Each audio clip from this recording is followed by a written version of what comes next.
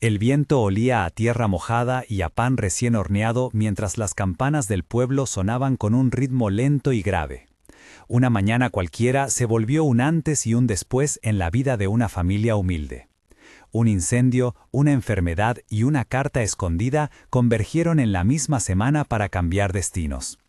Santiago caminaba despacio por la vereda de su casa. Era campesino, tenía las manos callosas y vivía con su hermana Elena en una casa de adobe al borde del río. Marta la panadera dejaba el pan en la plaza con cuidado. Tomás el herrero revisaba una reja, Rosa la partera cruzaba la calle con su bolsa de lino, Ana la maestra cerraba la puerta del colegio y el padre Manuel prendía una vela en el templo. Quédate hasta el final para ver cómo la fe y la providencia transformaron aquello que parecía irremediable. La noticia correría entre vecinos y pondría a prueba la piedad y la ley. La casa de Santiago era de madera oscura y suelo de tierra apisonada. Por las mañanas olía a café tostado y a leña húmeda. La cocina conservaba una olla vieja que chirriaba cuando hervía el guiso, la mesa tenía marcas de los años de labores y la Biblia gastada reposaba sobre un estante junto a una medalla. Elena barría la entrada con movimientos medidos, contaba monedas y hablaba con el gallo que se negaba a cantar. Marta entregaba panes con harina en las manos y saludaba a todo el pueblo. Tomás el herrero golpeaba el metal y el sonido templaba la tarde. Rosa la partera traía historias y amuletos en su bolsa. Ana la maestra anotaba las faltas y corregía una libreta con paciencia. Al mediodía el mercado olía a cilantro y a tinta de facturas. Los niños corrían entre las mesas y el río cantaba con piedras. Esa red pequeña sostenía a Santiago. La comunidad sabía cuándo prestar una mano y cuándo rezar en silencio. El alcalde Joaquín escuchaba por las noches los pedidos de ayuda. La policía, con el oficial Javier, respondía a las llamadas, y el perito doctor Morales era figura lejana pero respetada cuando había que certificar algo importante. Todo parecía cotidiano hasta que la normalidad comenzó a romperse. Santiago recordaba su infancia de manera precisa. Nació en esa casa, con el techo de caña y la voz de su madre cantando himnos al amanecer. De niño corría descalzo entre los surcos, aprendió a reconocer el olor de la tierra húmeda y a contar las estrellas con su padre. Fue su padre quien le enseñó a rezar antes de sembrar, quien le enseñó que la Biblia era refugio y brújula. Más tarde, a los 15 años, perdió a su madre en un parto complicado. Esa pérdida dejó en él una mezcla de resignación y de distancia con la esperanza. Se volcó al trabajo, a la siembra y guardó la medalla de la abuela como recuerdo silencioso. Con el tiempo se convirtió en referente para su hermana Elena, pagando con su sudor las deudas pequeñas del pueblo. Aprendió a escuchar a la gente mayor y a sentarse en el templo en misa los domingos, aunque nunca hablaba mucho de sus miedos. Esa forma de resiliencia le dio paz hasta que otra tragedia volvió a golpear. La infancia y la leche derramada en la cocina volvieron en sueños cuando las noches eran largas y el frío calaba los huesos. Esos recuerdos aparecían en sueños que olían a pan quemado y a velas. La enfermedad comenzó con un temblor leve y una tos súbita en la garganta de Elena. Al principio fue un susurro en la casa, luego se convirtió en fiebre alta. El aire olía a eucalipto cuando las vecinas trajeron ungüentos y la casa se llenó de voces que rezaban. «¿Cómo está?», preguntó Marta con la voz afligida. «Apenas puede respirar», respondió Santiago apretando la manta. «Vamos a llamar al padre Manuel», dijo Rosa mientras ponía una compresa fría en la frente. «Tranquilo, Santiago, todo volverá», aseguró Tomás con manos que temblaban de impotencia. En la cocina, el hervor del agua parecía un latido que marcaba la urgencia. Hubo diálogos constantes y breves, intercambios que sostenían la atención. ¿La ha tomado la medicina? Sí, pero no baja la temperatura. Voy por la bicicleta para llevarla al centro. No hay luz, la subestación falló. Rezan. Señor, danos fuerza. Padre, ¿puede venir? El padre Manuel llegó al anochecer con la sotana humedecida por la lluvia y un rosario en la mano. Tocó la frente de Elena y dijo una oración en voz baja. Se escuchaba el crepitar del fuego en la cocina y el aroma a aceite quemado. La textura de la manta mojada rozaba la piel, y el sabor de la saliva era metálico por la fiebre. Los vecinos turnaban palabras de aliento y pequeños cuidados, agua con limón, té de manzanilla, oraciones a media voz.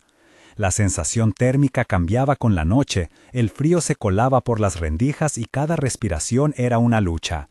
Llegó la madrugada en que Elena dejó de resistir. El silencio se volvió pesado y el silencio olía a cera y a sudor.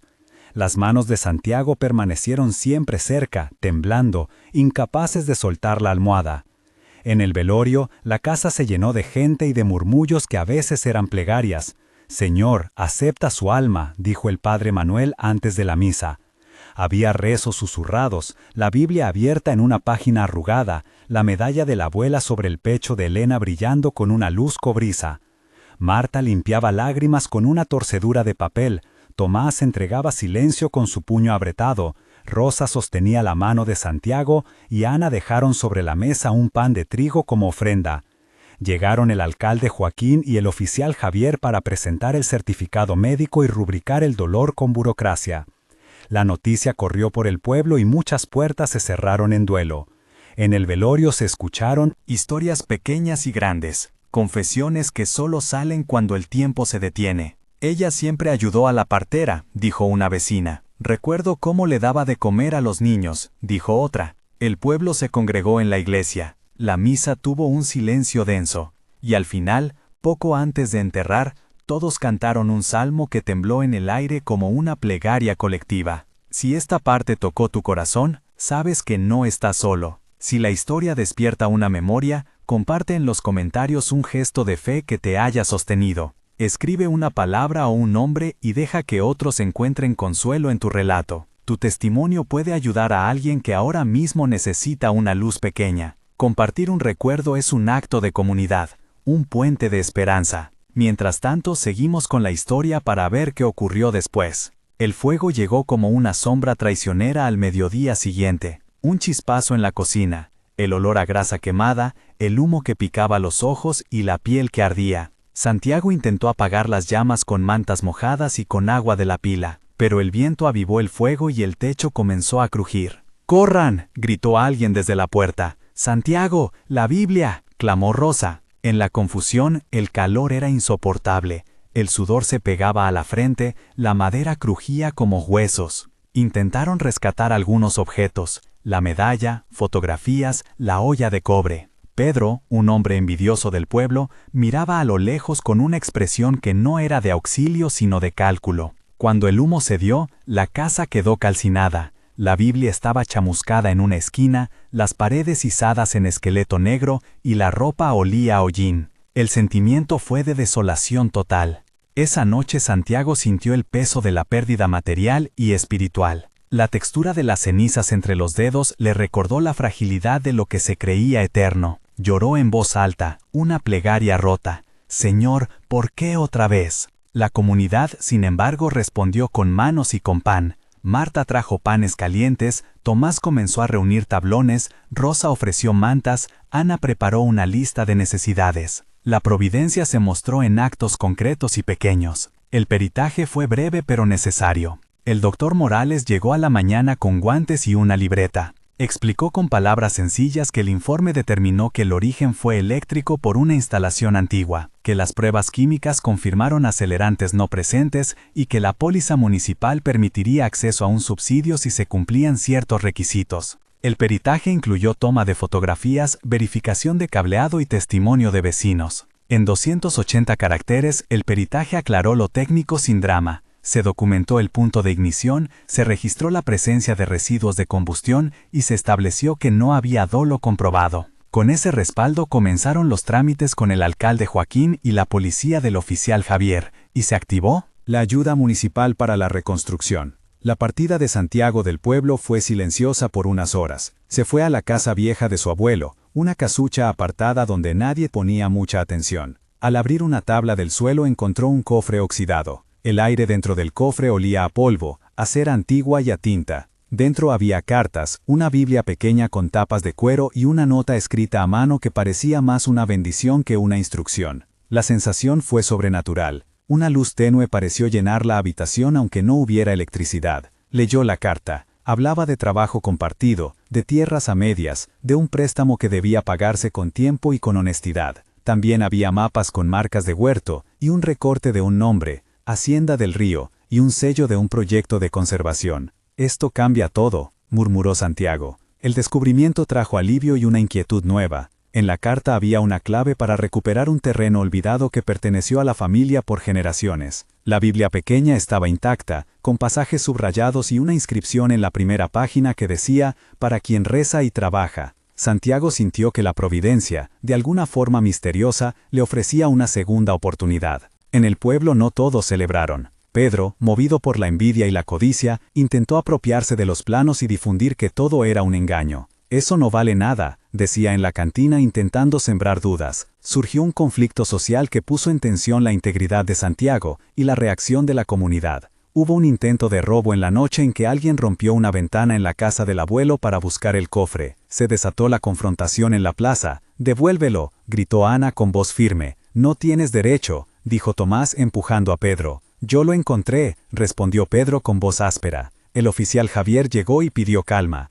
El alcalde Joaquín trató de mediar y convocó a una reunión pública. En la discusión salieron a la luz recelos antiguos, deudas y heridas que el pueblo cargaba. El enfrentamiento mostró dos caras, una de envidia, otra de solidaridad. Padres y madres se pararon en defensa de Santiago. «Lo que encontró es de la familia», dijo Rosa con lágrimas en los ojos. «Si hay algo que probar, que lo haga el perito», añadió el alcalde. La intervención de la policía y la legitimación del peritaje ayudaron a frenar la violencia. La comunidad al final se plantó en nombre de la verdad y la justicia. El primer momento de tensión fue el entierro de Elena. La escena duró y se extendió en 2 párrafos de recuerdos que empujaron a Santiago a una decisión. Sintió la memoria de su madre, la culpa que arrastraba y la necesidad de no sucumbir. Esa noche, con el aroma de cera y la humedad del valle, tomó la medalla y juró reconstruir, sin saber aún cómo. El fuego fue el segundo momento de máxima tensión.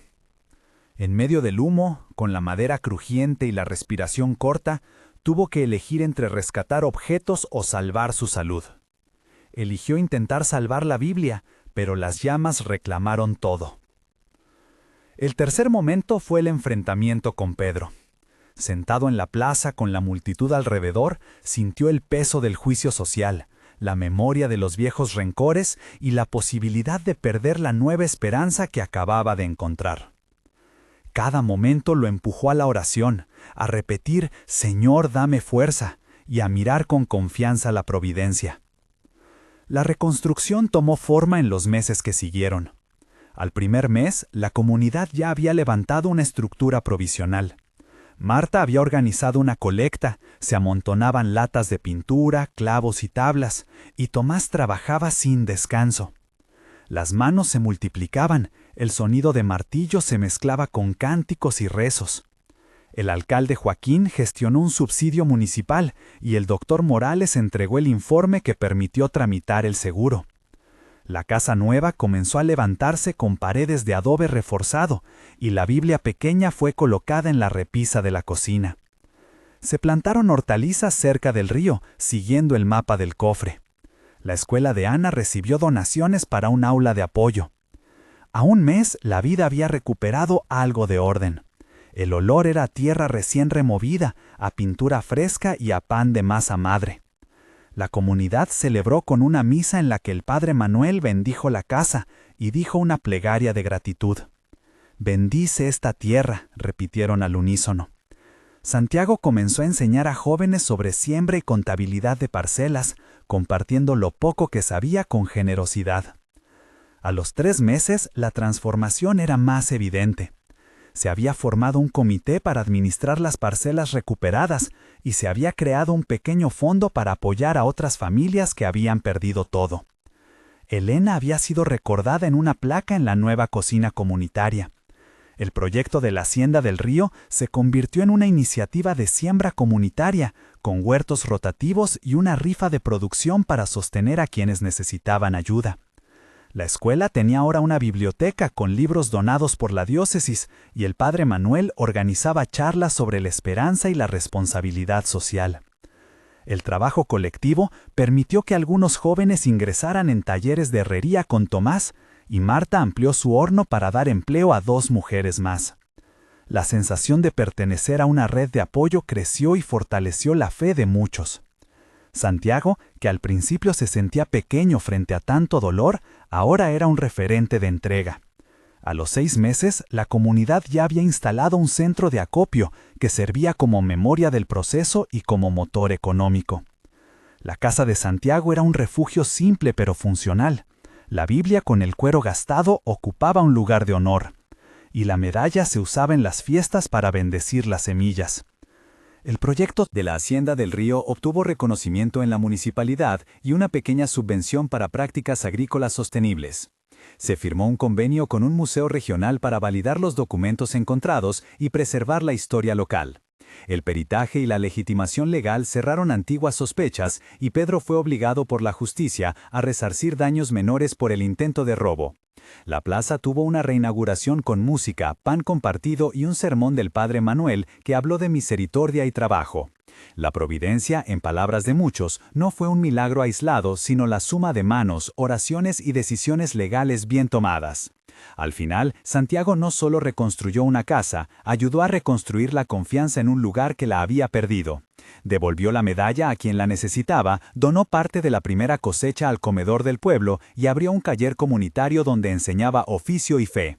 La transformación fue tangible: niños con herramientas, mujeres con ingresos y ancianos con compañía. La última imagen es la de una misa al amanecer, en la que todos cantaron y al concluir, Santiago dijo en voz alta una bendición sencilla. Gracias por acompañar esta historia. Si te conmovió, suscríbete y únete a nuestra comunidad de esperanza para recibir más historias que muestran cómo la fe obra en crisis. Que el Señor bendiga esta tierra y la convierta en siembra firme.